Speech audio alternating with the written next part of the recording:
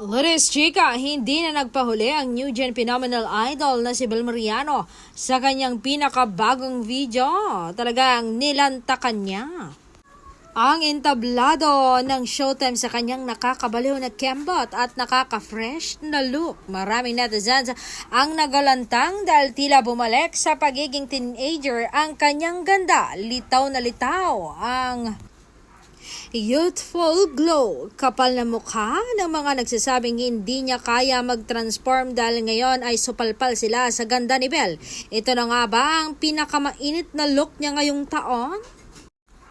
Talagang nag-aalab ang social media sa pagbida niya ng kanyang bagong aura na hindi mo dapat palampasin.